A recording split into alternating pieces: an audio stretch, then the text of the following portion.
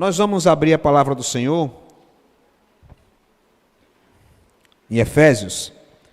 Nós estamos pela manhã caminhando no livro de Atos e à noite, com algumas interrupções que são naturais, a gente está caminhando para o livro de Efésios, carta do apóstolo Paulo à igreja de Éfeso. E a importância da gente estudar expositivamente um texto bíblico, né? A gente vai versículo por versículo, é que vai chegar em temas que não são tão usuais e que a gente às vezes gosta de pular. Mas como se está lendo o texto bíblico todo, então vai chegar em temas que a gente tem que conversar. Semana passada nós demos uma pausa no livro de Efésios e falamos sobre o cristão e as festas juninas. Quem estava aqui domingo passado? Levante a mão. Olha aí, muita gente, né? E a gente falou um pouco sobre essa questão do cristão e as festas regionais, culturais. Tem como deixar como estava antes? O microfone está um pouco... E aí, mas agora hoje, estamos retomando, né, a carta de Paulo à igreja de Éfeso. Se assim Deus nos permitir... Bom, está ficando melhor, agora está bom. Se assim Deus nos permitir, nós iremos trabalhar na sequência, terminando o livro de Efésios, falando sobre batalha espiritual. Não tem nada a ver com o que esse povo fala por aí. Está pegando de anjo, no calcanhar de anjo, se atracando com anjo, brigando com anjo. Isso aí é Power Ranger espiritual. A gente não vai trabalhar com esse negócio de Power Ranger, giraia de Deus. A gente vai trabalhar na giraia, coisa mais, né? Mas vamos trabalhar na Bíblia, né? Dário, você é do tempo de Spectre Man. Então não vem para cá não. Então, na Bíblia, o que a palavra do Senhor fala sobre essa questão dos espíritos malignos? Satanás e os seus anjos também, né? Então a gente vai trabalhar aí na sequência de Efésios, entrando aí, a gente já falou sobre os deveres conjugais, na época, no mês da família, então iremos também entrar já na armadura de Deus, em Efésios capítulo 6, que vai falar sobre essas questões. Mas hoje iremos, meus irmãos, falar sobre um tema muito interessante: o cristão e o trabalho. O cristão e o trabalho. Por que esse tema? Porque Paulo vai escrever a carta aos irmãos da igreja de Éfeso com o intuito de fortalecer a fé desses irmãos, promover a unidade da igreja e ensinar princípios de vida cristã. Porque o cristão, ele não vive a sua vida em Marte, em um acampamento espiritual. Ele vive sua vida no dia a dia, nas questões comuns do dia a dia. E isso também diz respeito à questão do trabalho. E eu quero então lhe convidar a ficar em pé mais uma vez. E nós vamos fazer a leitura. Está aí projetada. Eu leio um versículo ímpar e os irmãos leem a sequência. Escravos, obedeçam a seus senhores terrenos com respeito e temor, com sinceridade de coração, como a Cristo.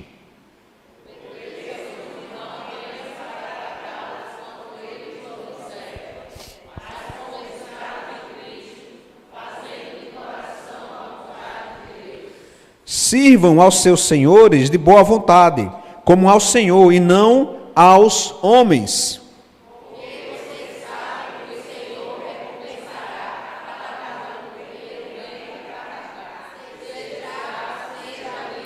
Vocês, senhores, tratem seus escravos da mesma forma, não os ameacem, uma vez que vocês sabem que o Senhor deles e de vocês está nos céus, e Ele não faz diferença entre as pessoas. Vamos orar.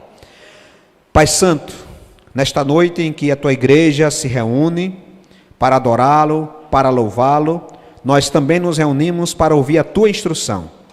Então, que o Teu Santo Espírito aplique em nossas vidas aquilo que o Senhor objetivou ao preservar esse texto esta palavra do Senhor que Paulo escreveu aos irmãos de Éfeso.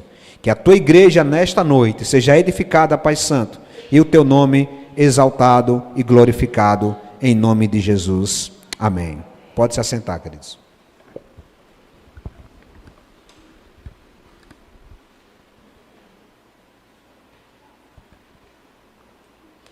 Meus queridos, quero começar com uma pergunta, Raimundo. Precisamos realmente trabalhar? Você, pastor, amanhã é segunda-feira, vamos mudar de assunto? A canseira, vamos dar a gente falar de trabalho domingo à noite. Precisamos realmente trabalhar? Será que, meus irmãos, trabalho é uma maldição? Será que alguns chegam a dizer, né, que o trabalho, ele não dignifica o homem, mas ele danifica o homem? Eu já disse isso. Trabalho não dignifica o homem, trabalho danifica o homem. Como será que a palavra do Senhor trata do assunto trabalho? Nós estamos vivendo uma geração, meus irmãos, que está tendo alguns problemas com isso. Aquelas pessoas da geração aí que nasceu na década de 60, 50, 60 e até 70, tem um tipo de perfil. As que nasceram 80 e 90, um outro perfil. E os millennials, assim chamado, a turma do século 21, que está com 20, até 20 anos, 23 anos, já tem um outro perfil. E parece que as pessoas não têm visto ou lido na Bíblia o que a palavra do Senhor fala acerca desse assunto tão importante.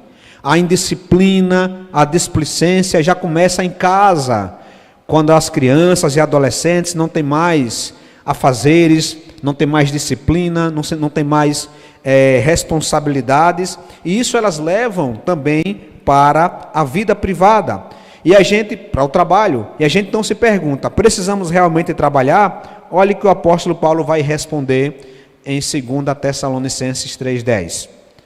Quando ainda estávamos com vocês, nós ordenamos isso: se alguém não quiser trabalhar, termine. Então, você aguenta? Quem aguenta ficar sem comer, não é um dia, 2 dias, 3 dias, não. É viver aí, né, de beleza, viver aí. Então, Paulo está aqui, meus irmãos, corrigindo um erro de Tessalônica. Os irmãos de Tessalônica estavam tão avivados, esperando a vinda de Cristo, que diziam, não vamos trabalhar não, vamos subir no monte. Vamos ficar no monte orando. Alessandra, orando, esperando a morte chegar. Quer dizer, esperando Jesus Cristo voltar. E a gente fica. Aí Paulo vai dizer, desce todo mundo do monte. Desce todo mundo do monte. Não é que é errado orar do monte, não. Desce todo mundo do monte. Pegue uma enxada e vamos trabalhar a terra, mano. Oxe, que história é essa? Aí Paulo diz, quem não quiser trabalhar, também não coma. Há um outro texto que vai dizer, como é feliz. Espera, mas o trabalho não é uma maldição? Vamos compreender uma coisa errada, que é vista por algumas pessoas. Como é feliz o homem que teme ao Senhor, que anda nos seus caminhos. Ele comerá do fruto do seu... Olha só, comerá do fruto do seu trabalho. Claro que alguns comerão um fruto mais trabalhado, outros vão ser aquele pão que eu mostrei ali com café, né? Outros já vão ter um pãozinho com queijo, faz parte. Aí vai ter as estruturas estabelecidas socioeconômicas da sociedade, tá certo?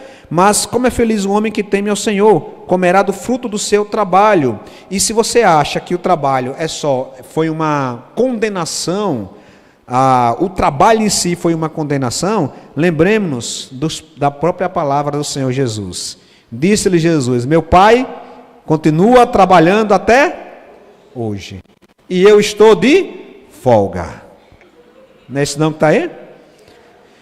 Meu Pai continua trabalhando, e eu também estou trabalhando. Meus irmãos, imagine você, no que o Pai está trabalhando. A gente vê o universo, vê tudo isso aí, e acha que Irmão, dá um trabalho você manter essas constelações, esse lugar aí, sabe? Às vezes pode vir um meteoro que ia destruir a terra, e Deus manda um anjo lá, ainda tem os anjos. Os anjos também trabalham. Jesus intercede por nós. O Espírito Santo está trabalhando agora em nossas vidas. Deus criou todas as coisas no trabalho. Agora, se você for olhar aqui, vai ter micro-organismos que estão trabalhando. Os mosquitos estão trabalhando. E no inverno eles trabalham em hora extra. Todo mundo, meus irmãos, está trabalhando. Então devemos trabalhar porque temos uma função neste mundo. Deus deu a cada um uma função. É o chamado mandato cultural que Deus dá a todo homem. Os animais têm uma função, cada animal tem uma função, cada planta tem uma função. Devemos então encará-lo não como maldição, ainda que deste lado do paraíso as coisas não são fáceis. E aí que entra a questão do impacto do pecado no trabalho. Adão, meus irmãos, trabalhava no jardim do Éden. Deus, quando criou Adão e Eva, botou Adão lá e disse: Adão, você tem que lavrar, cultivar e guardar a terra. Quando Deus colocou Adão no jardim do Éden, deu enxada, picareta, foice. É claro que, como tudo era no paraíso, não era como é hoje. Com o pecado, Deus disse: olha, o trabalho agora será mais tenso. A mulher dará à luz dores, e a terra não vai ser mais fácil. Não vai ser assim, tipo, joga lá a semente que vai brotar. Não, vai ter que arar e não vai dar certo. Vai ter que arar uma terra grande para colher menos. Vai ter que ter o esforço. Mas o trabalho, meus irmãos, ele é antes da queda. O trabalho, ele é antes da criação. Porque o próprio Pai continua trabalhando, Jesus trabalhando. Então, meus irmãos, quando Paulo quer orientar em Éfeso acerca da igreja, para que possa trabalhar, ele está querendo, meus irmãos, instruir a que eu e você vivamos nossa vida de fé em todos os ambientes da vida, inclusive no trabalho, tanto como empregado, como também como líderes, patrões, ou mesmo pessoas que têm cargos aí de gerência. Então Paulo vai admoestar os servos a serem obedientes e apresenta vários bons motivos. Em todo o trabalho que realizamos, precisamos olhar, meus irmãos, para esses princípios do Senhor. Então, primeiro Paulo vai falar o seguinte: olha, queridão, trabalho, ele foi feito porque Deus trabalha, o Filho trabalha, o Espírito Santo trabalha. Deus quer que trabalhemos porque Ele nos dá função. Essa função nós exerceremos na terra como embaixadores de Cristo. Tá certo? E aí, ao trabalhar, nós estaremos cumprindo alguns pré-requisitos de Deus. Qual o primeiro pré-requisito? Ao trabalharmos, estamos servindo a Cristo. Primeira coisa, meus irmãos, isso deve mudar a nossa maneira de enxergar o trabalho. Amanhã nós temos que acordar turbinado. Não é fácil, mas porque o caminho é estreito para o cristão, inclusive nesta área. Olha o que vai dizer o texto. Paulo vai dizer: escravos. Eita, como é que é? Meus irmãos, eu vou falar um pouquinho, brevemente, sobre isso mais para frente, mas no Novo Testamento, na época aí, meus irmãos, do Novo Testamento, havia muitos escravos. Eu coloquei aqui essa estatística, mas esses escravos, eles não eram escravos como nós estamos acostumados, né, que fomos de maneira horrível a escravização dos negros africanos, mas esses escravos da época do Império Romano, eles eram geralmente por dívidas ou também por invasão. Invadia-se uma outra região e você trazia como despojo de guerra pessoas que iriam ser escravizadas. Eu vou encontrar aqui essa estatística. Mas era algo em torno de... Mais para frente, acho que está. Bom, depois eu acho. Mas eu não vou dizer esse número, porque posso estar me enganando. Mas era algo em torno de 6 milhões, vou confirmar, número a confirmar. 6 milhões de escravos no Império Romano. Era, meus irmãos, ser livre é que era a exceção. Ser livre era uma coisa assim, sabe? Top das galáxias. O normal era ser escravo. Por quê? Invadia, todo mundo invadia a terra, invadia o lugar. Ou você era escravo de uma pessoa, ou você era escravo de um império, tinha que pagar grandes tributos. Então Paulo vai dizer, olha, escravos. Paulo, prestemos atenção agora, queridos. Paulo está dirigindo a sua carta para escravos.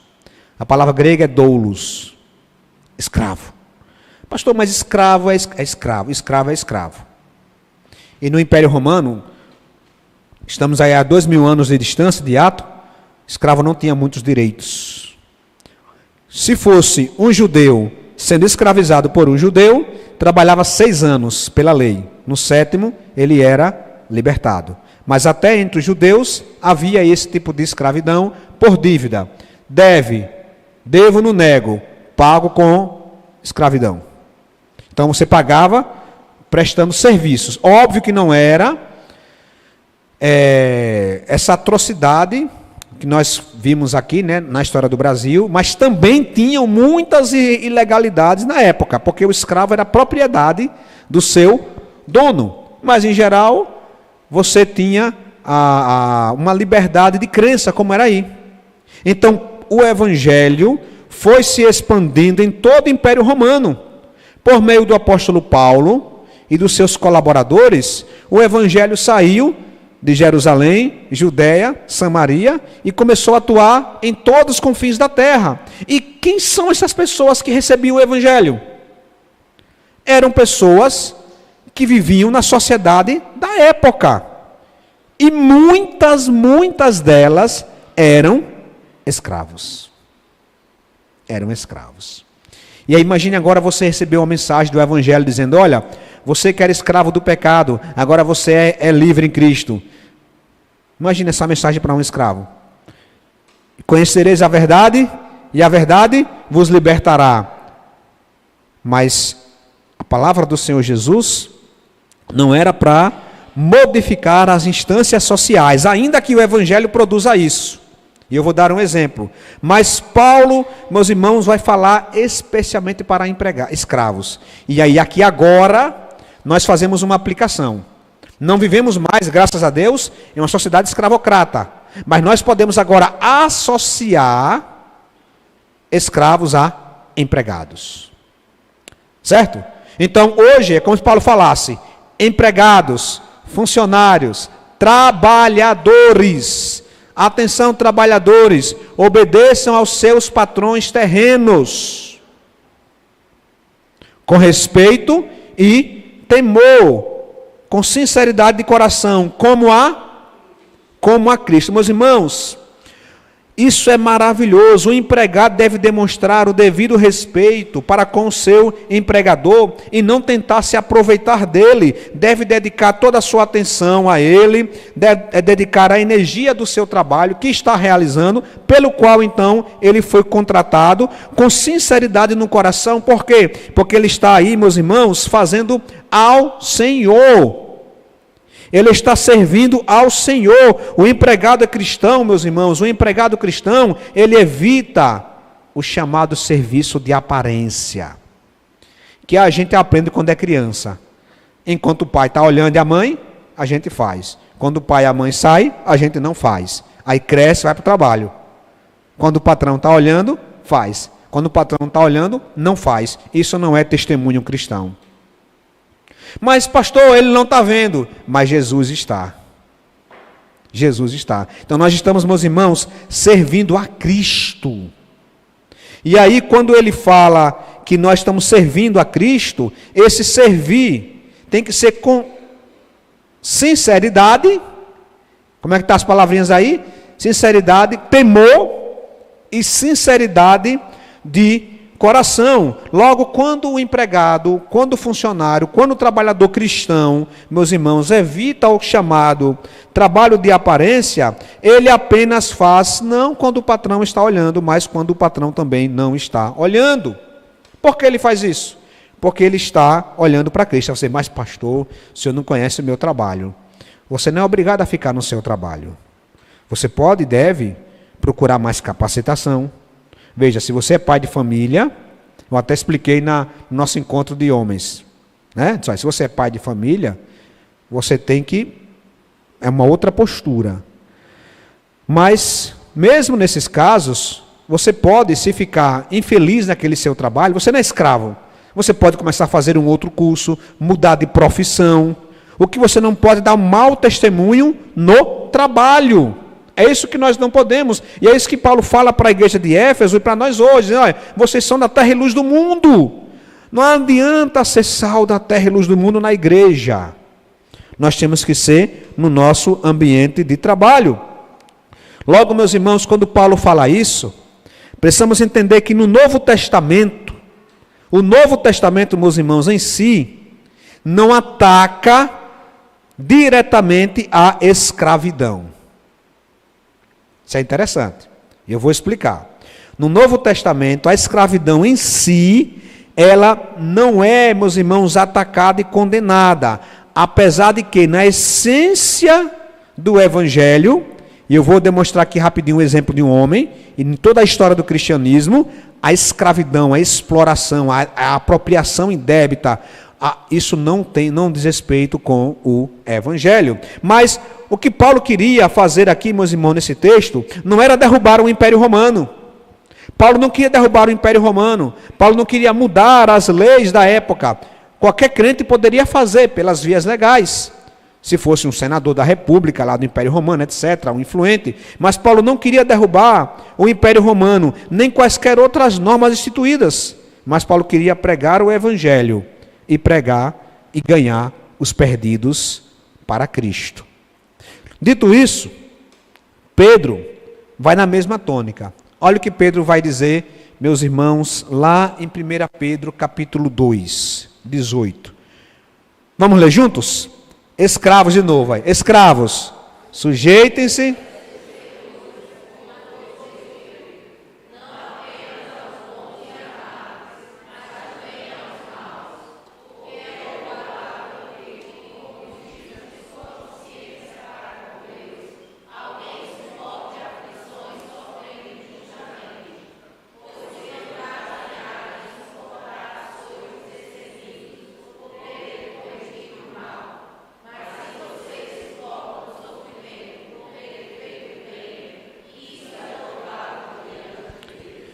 O que Paulo está dizendo, no caso aqui é Pedro.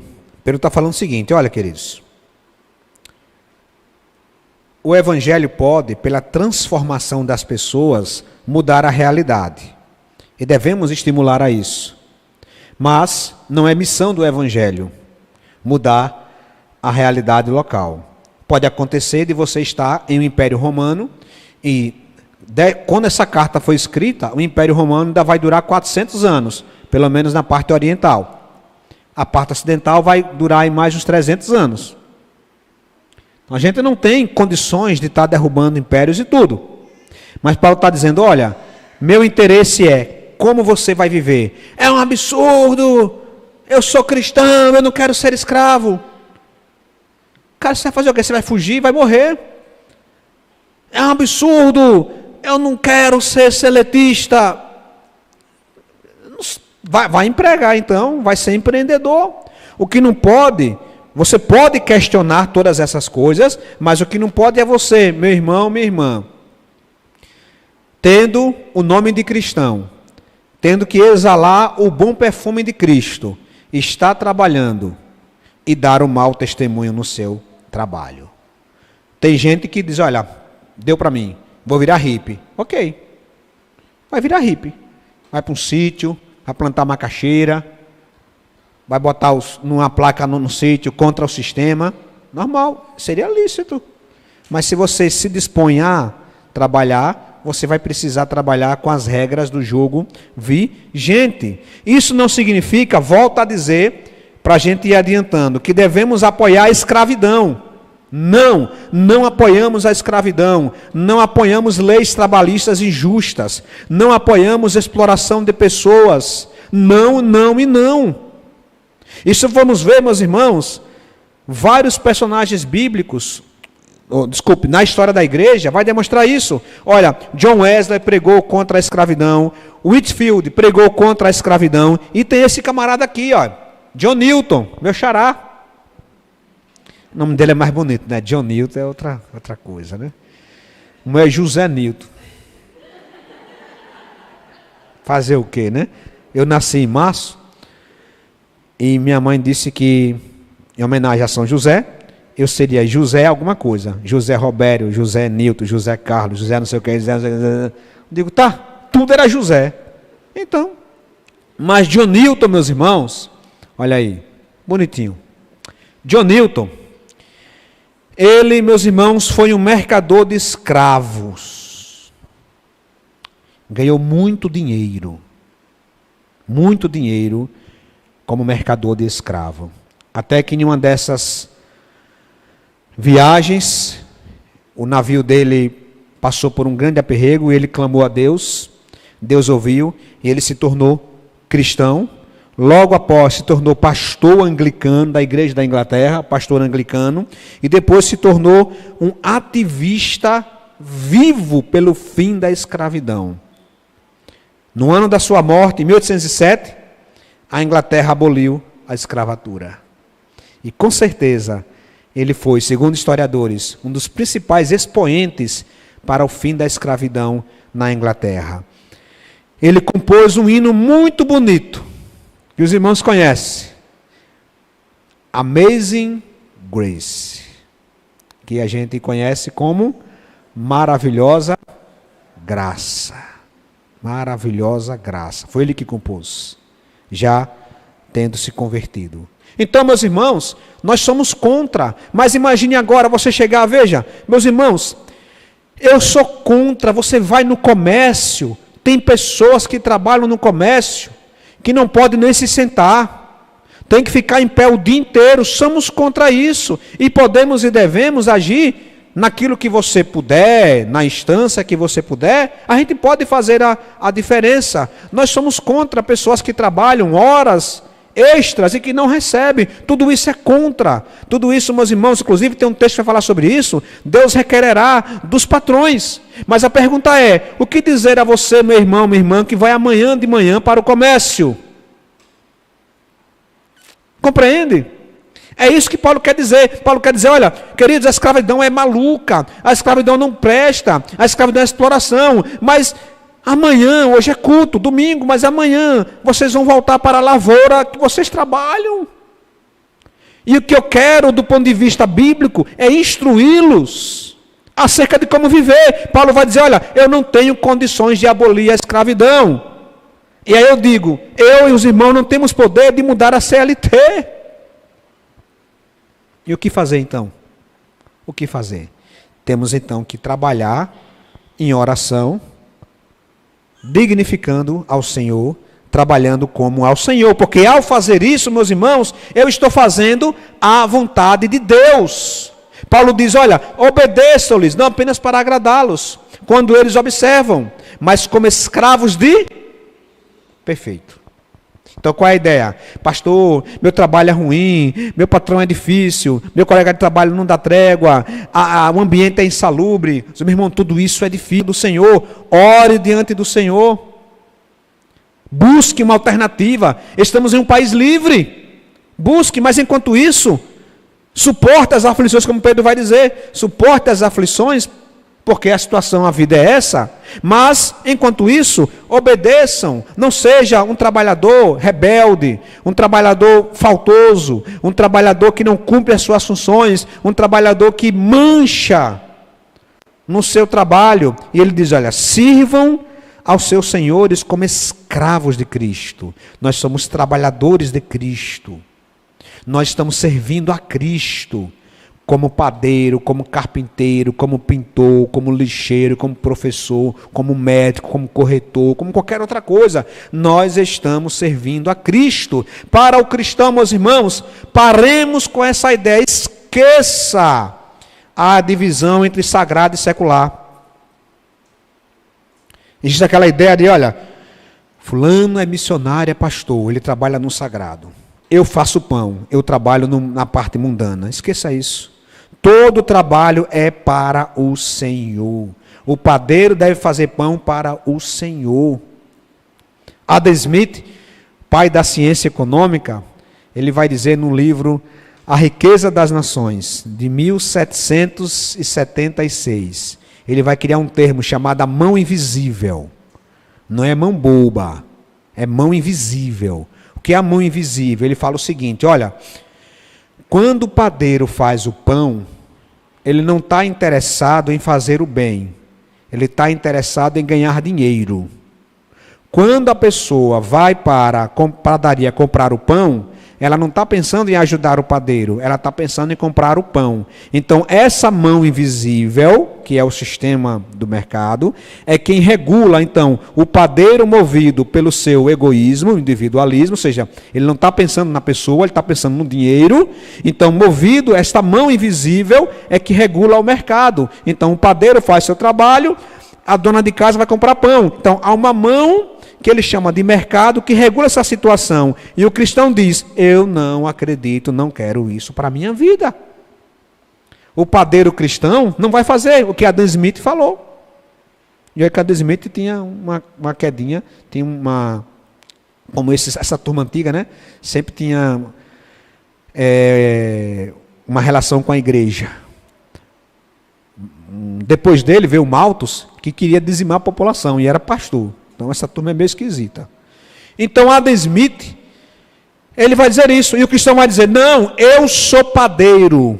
E eu não faço pão porque eu quero ganhar dinheiro. Eu faço pão para a glória de Deus. Eu faço pão porque eu sou um padeiro do Senhor. Porque se você faz por dinheiro, você vai fazer de qualquer jeito. Spurgeon, ele vai dizer uma palavra para o ministério pastoral, mas que eu abro para todo trabalhador. Ele vai dizer o seguinte, olha, se um pastor trabalha por dinheiro, ele será capaz de trabalhar para o diabo por um salário melhor. Então, se a gente trabalha só por dinheiro, a gente pode ceder para fazer uma ilegalidade por conta de uma oferta melhor. Então, isso não é, meus irmãos, o que o cristão deve entender. Logo, Paulo diz, olha, sirvam aos senhores de boa vontade, porque esta é a vontade do Senhor, fazendo de coração a vontade de... Irmãos, estão acompanhando? Vamos ler de novo? Vamos ler o versículo 6 todo junto? Obedeçam-lhes, pena...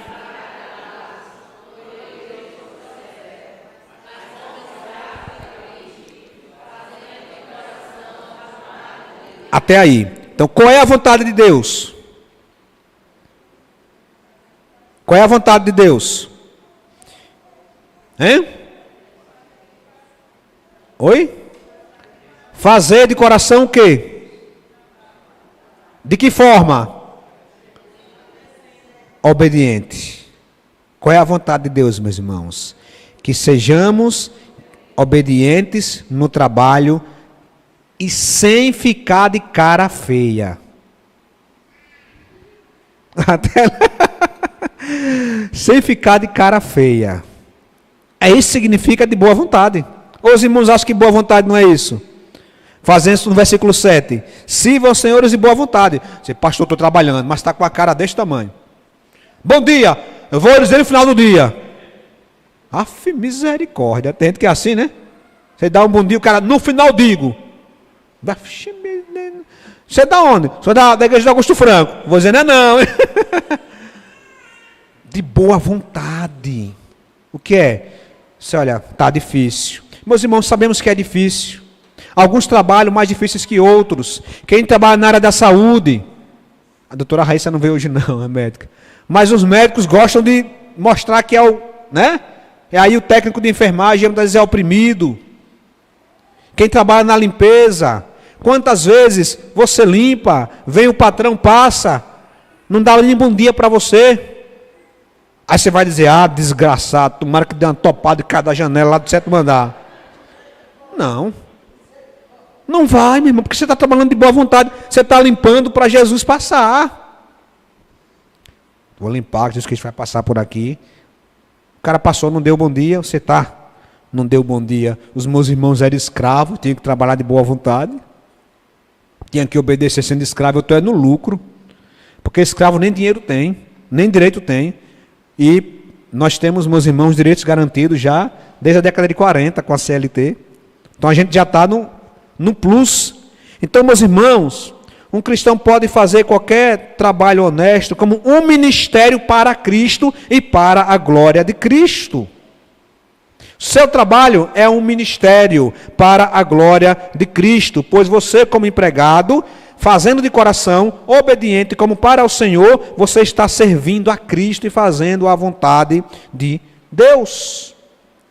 Eu pergunto aos irmãos, quantas vezes, irmãos, acham que os empregados ou os escravos, daquela época, tinham que fazer tarefas que eles não gostavam? Direto. Porque escravo, meu irmão, só faz carregar pedra, carregar água. Era só o trabalho de escravo. Era só a pauleira. Mesmo assim, Paulo, inspirado pelo Espírito Santo. Aí agora você tem que entender que a Bíblia é a palavra de Deus, é a inspirada, infalível e inerrante. Ela é a nossa regra de fé e prática. Nessas horas dói, porque a gente não quer. Percebe, queridos? Então, ao fazermos isso, nós estamos glorificando a Deus. Olha o que Paulo vai dizer em Colossenses. É muito texto bom, meus irmãos. Olha, de novo, escravo. Vamos ler juntos? Escravos, obedeçam a tudo.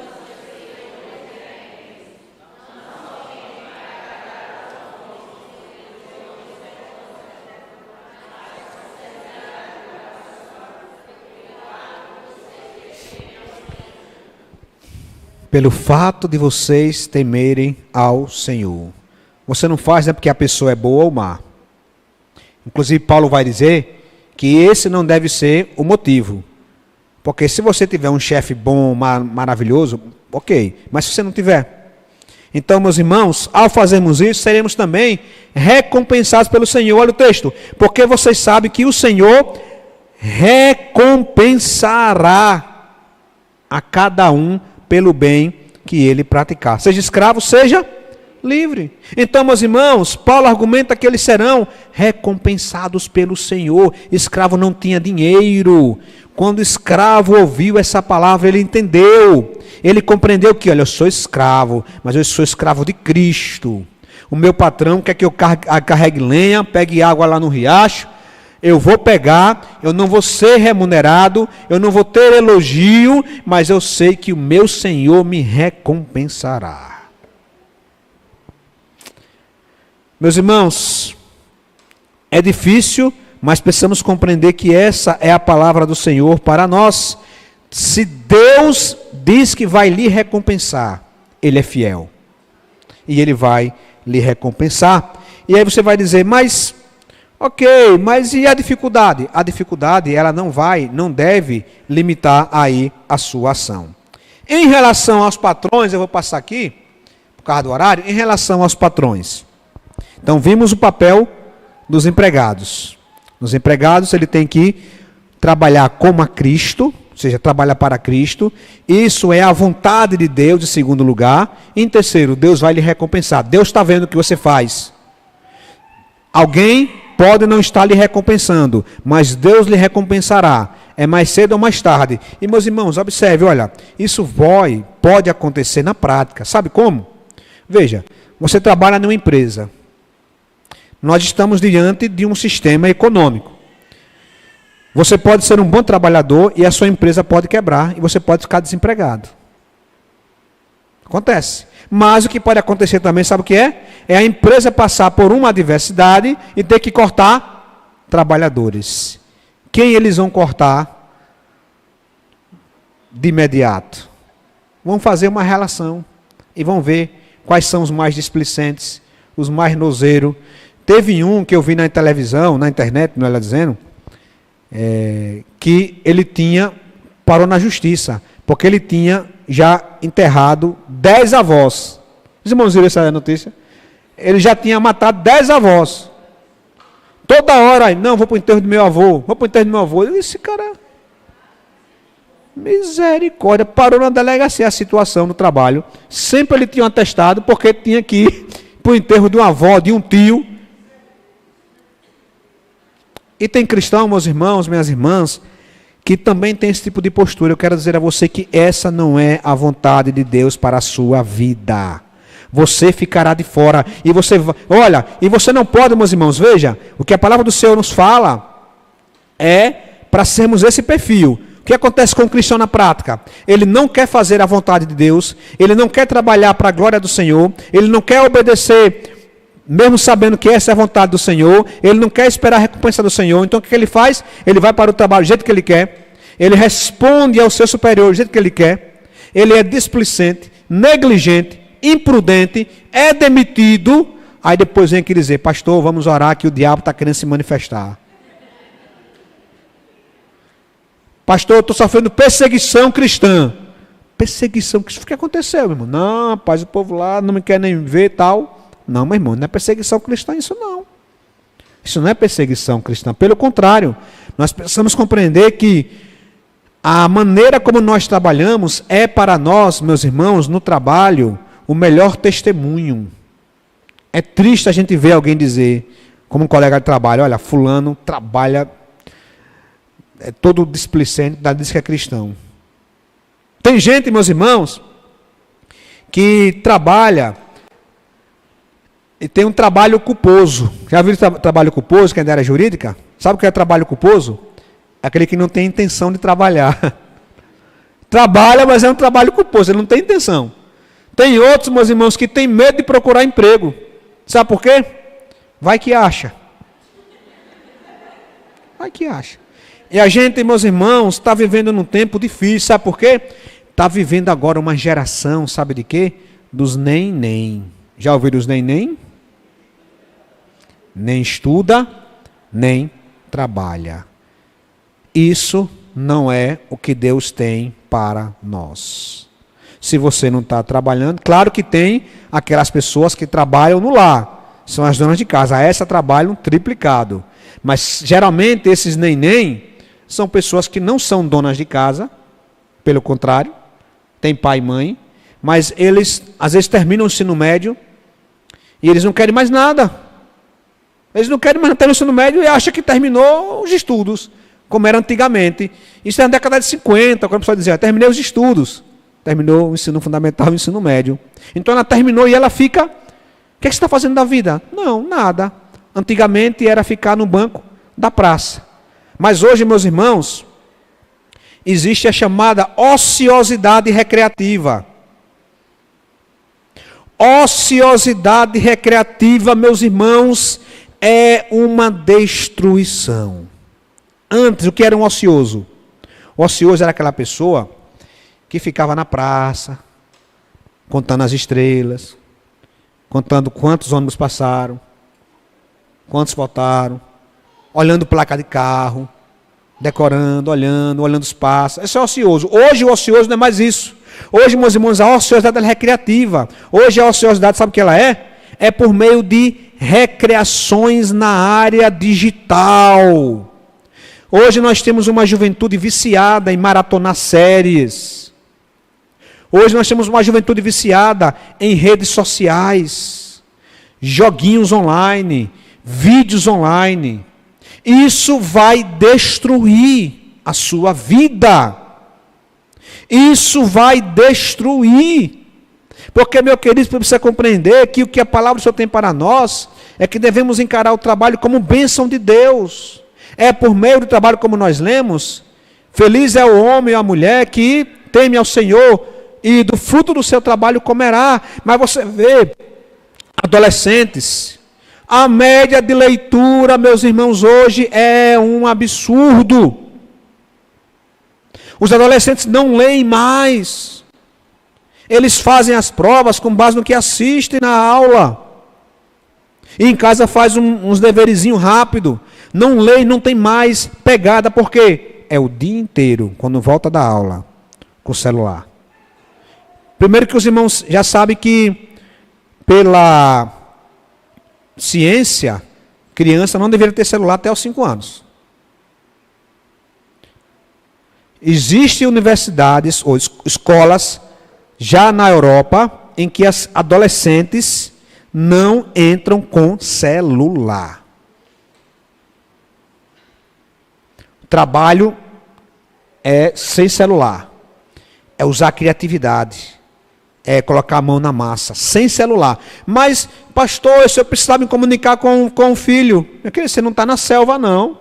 É só ligar para a secretaria, que a secretaria chama ele. Ou ela. Não, eu não posso andar sem celular, porque vai que eu sou abduzido. Porque arrebatado não vai ser.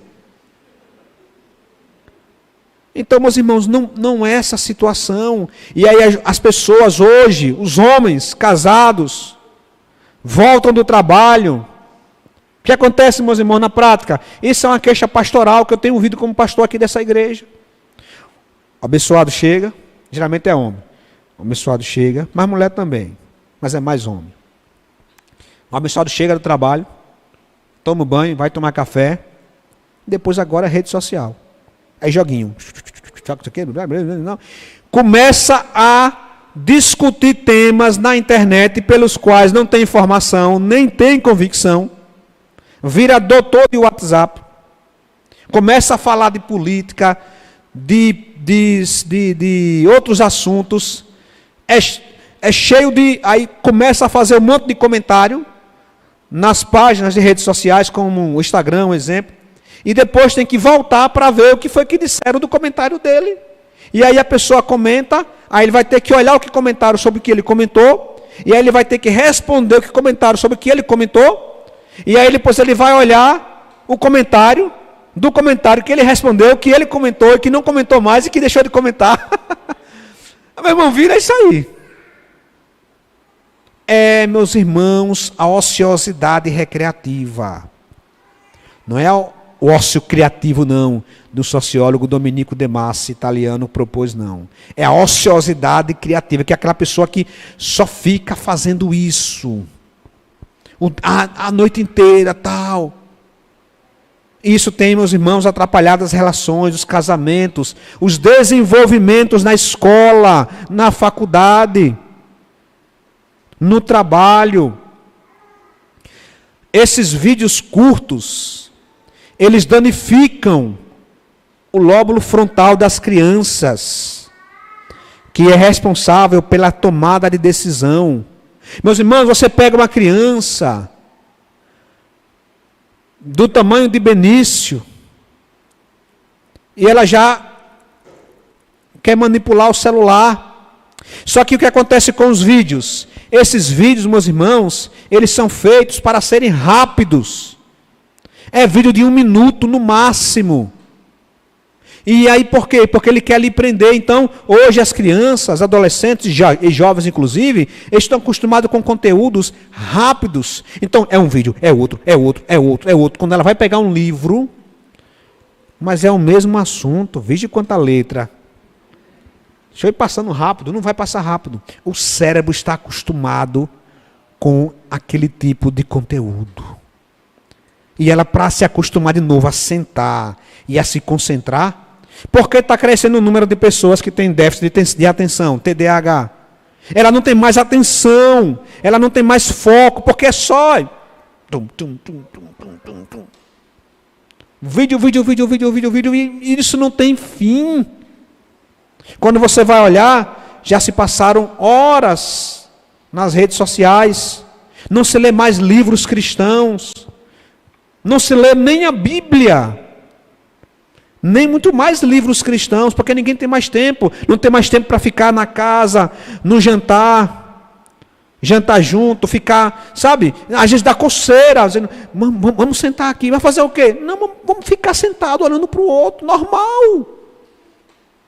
normal, mas não, deixa eu pegar aqui uma coisa, deixa eu ver como sentar de frente para o outro, sem celular, se eu consertar aqui. Então, meus irmãos, isso tudo tem formatado uma geração de neném e de outras características danosas para a nossa sociedade.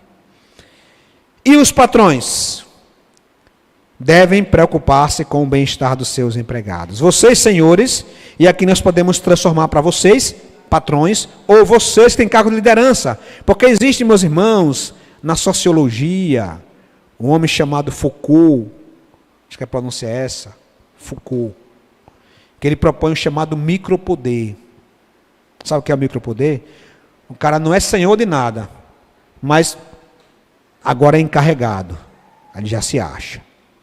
Opa, eu sou encarregado. Tem 3 pessoas sob minha responsabilidade, mas ele já se acha um empresário. Aí ele agora como encarregado, antes no condomínio, isso havia acontecido no condomínio. O cara estava no condomínio em uma função, foi promovido a encarregado, começou agora a perseguir os funcionários. Mas rapaz, você antes era de limpeza, virou encarregado, já está agora perseguindo o povo. Então, esta recomendação, ninguém aqui é senhor de escravos, graças a Deus, mas você pode ser empreendedor, empresário, pode vir a ser, ou você pode ter um cargo de liderança. E aqui vários eu sei que têm cargos de liderança. Então, qual é a recomendação de Paulo para vocês? Tratem seus liderados da mesma forma.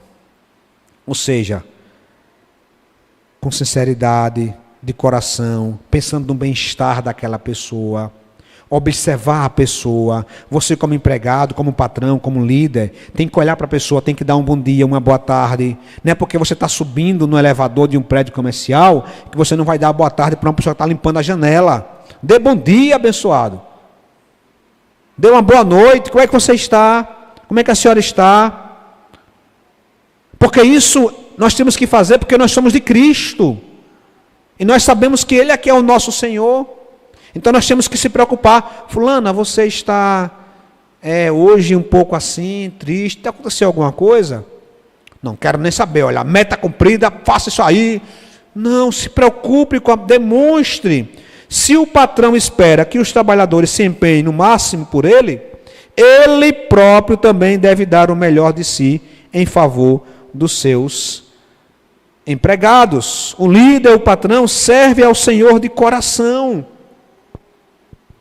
E ao servir o Senhor de coração, veja, o líder é também um empregado, porque sempre alguém é empregado de alguém, não é assim?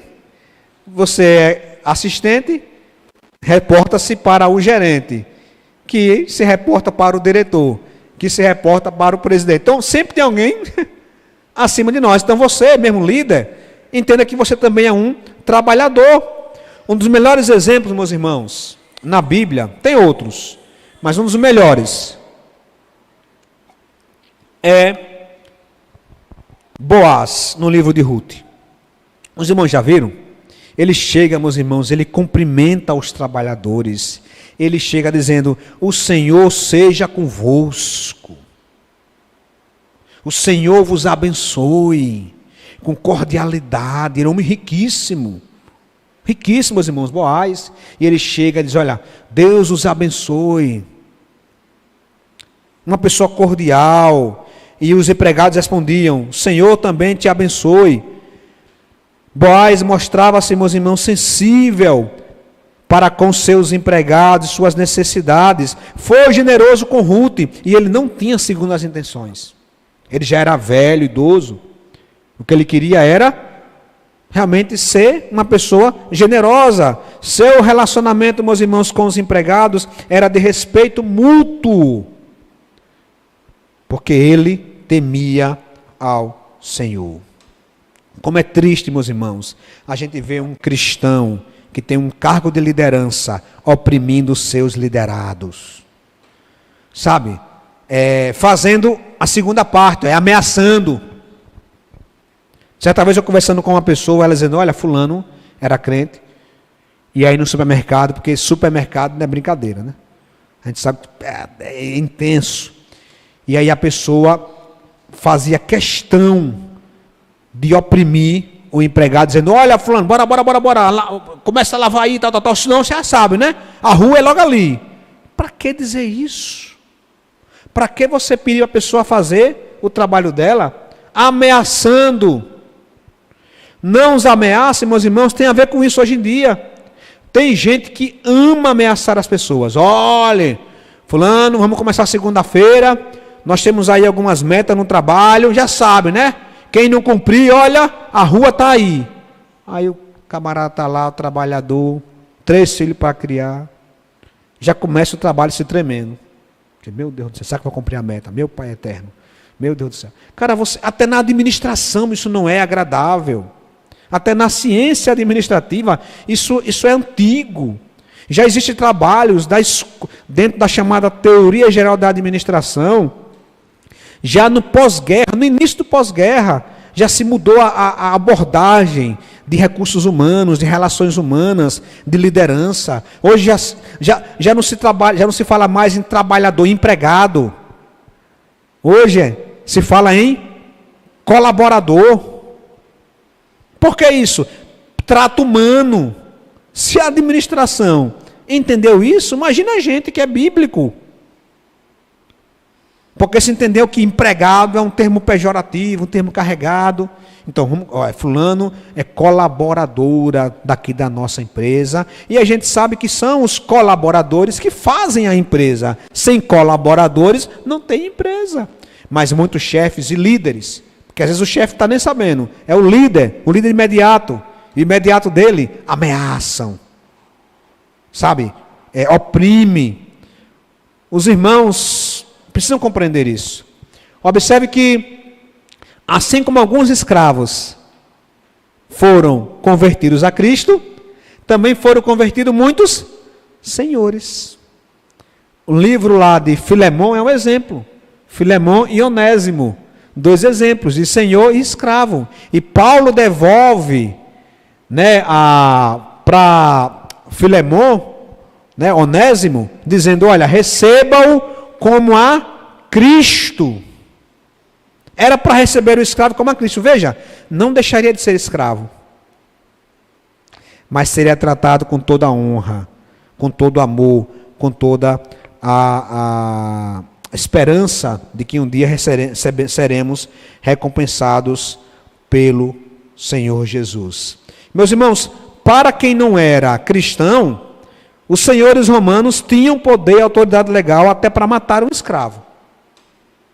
Tinham poderes legais para chegar até matar o escravo. Mas ele não fazia muito isso porque o escravo era caro. Mas essa não deveria ser a postura de um cristão que tem uma formação bíblica. Pois veja, sendo você um líder, lembre-se, você serve também a Deus. Se você é líder, se você é patrão, eu tenho uma outra questão para você. Você pode ser patrão amanhã também.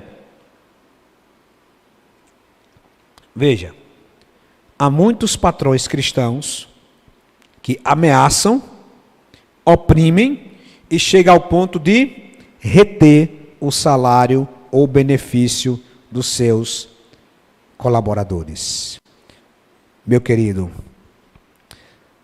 se você vier um dia a ser um empreendedor, um empresário, ou se você na sua empresa é responsável por pagar os funcionários e você retém fraudulosamente um benefício do tipo, a pessoa trabalhou em hora extra e você não dá, a pessoa tinha direito a um benefício e você não dá, você poderia pagar o salário naquele dia, você não paga, você retém o salário.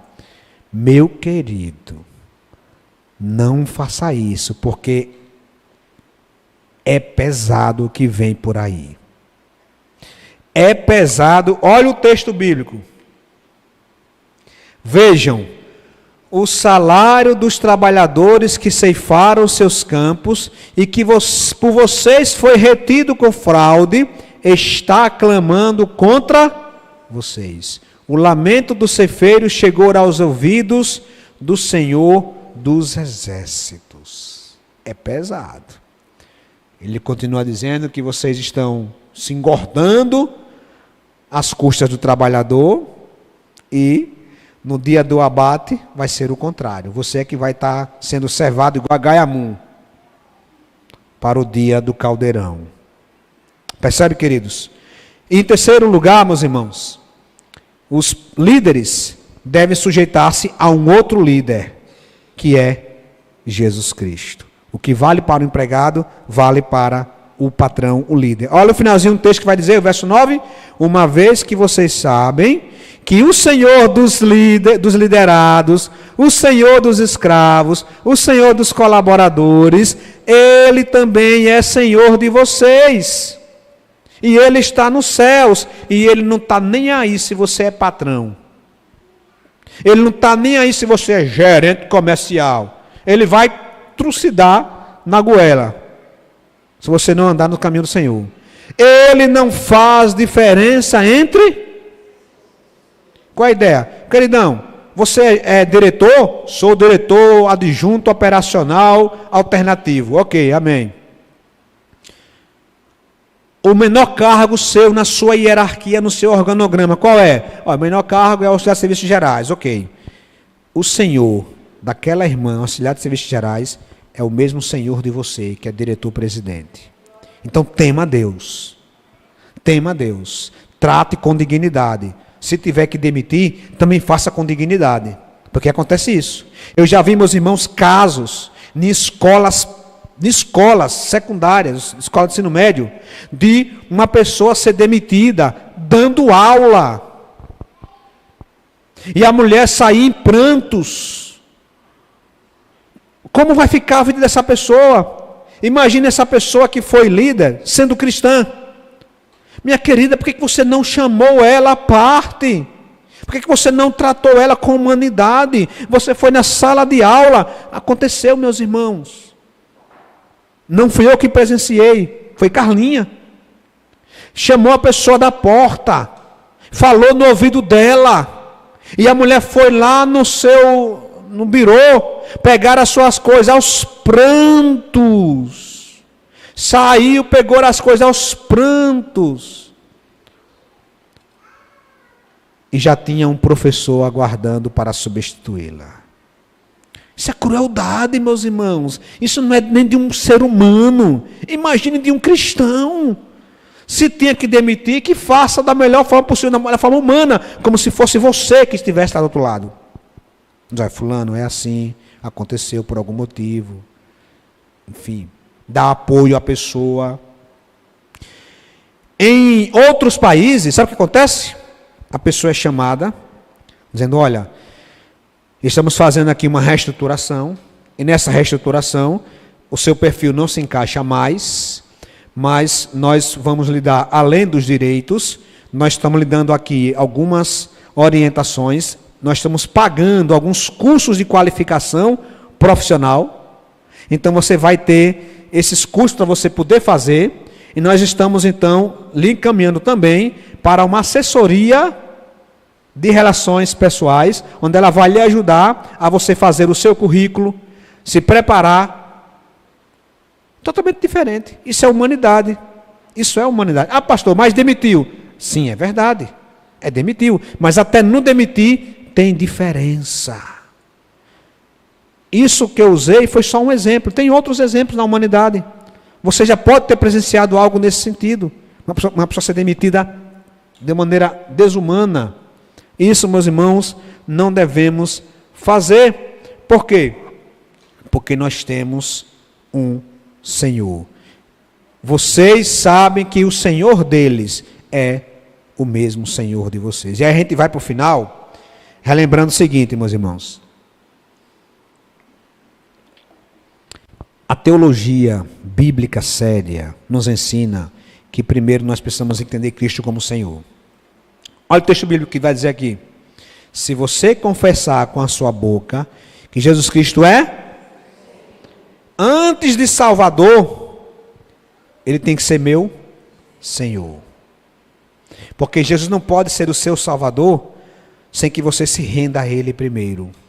Jesus nunca será o seu Salvador se Ele não for primeiro o seu Senhor. E se você é Senhor, meu queridão, você não tem mais nada seu, você não tem mais eu, o seu eu foi morto, o seu eu foi crucificado, como está lá escrito, olha, em Romanos 6,6, pois sabemos que o nosso velho homem foi crucificado, porque Ele é o meu Senhor, para que o corpo do pecado seja destruído, e não mais sejamos escravos do pecado. Paulo vai continuar em Gálatas dizendo: fui crucificado com Cristo, assim já não sou eu quem vive. Então, a maneira como eu tenho que viver, a maneira que eu tenho que pensar, tudo deve estar ligado a Cristo. Eu me anulo. Enquanto você não se anular, enquanto você não morrer, você não pode nascer. E se você já fez isso, já o confessou, então você agora tem um Senhor. E se Ele é Senhor, obedeça. Obedeça, porque nós fomos crucificados com Cristo. Quero terminar, meus irmãos, trazendo 2 princípios aqui maravilhosos, que vai resumir tudo isso. Primeiro princípio é: tudo que você vier a fazer, faça para Jesus. Já falamos um pouco, né, que o nosso patrão é Jesus, mas o texto é claro, ele vai dizer, olha, vamos ler juntos? Tudo o que fizerem,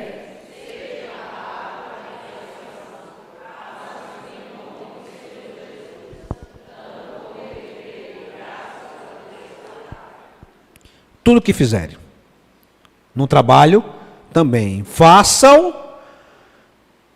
seja palavra e ação, façam em nome do Senhor Jesus. Então o que é em nome? É como embaixador. Eu chego lá e digo, olha, eu vim aqui em nome de fulano. Então, eu estou o representando. Eu falo em nome. Então, eu faço como se eu fosse Jesus. Compreende? Então, olha, tudo que fizerem, em palavra e ação, façam em nome do Senhor Jesus. Eu faço como se eu fosse Jesus. Na sequência de Colossenses, Paulo vai dizer, tudo, vamos lá, ler juntos de novo? Tudo que fizerem, façam de todo o coração.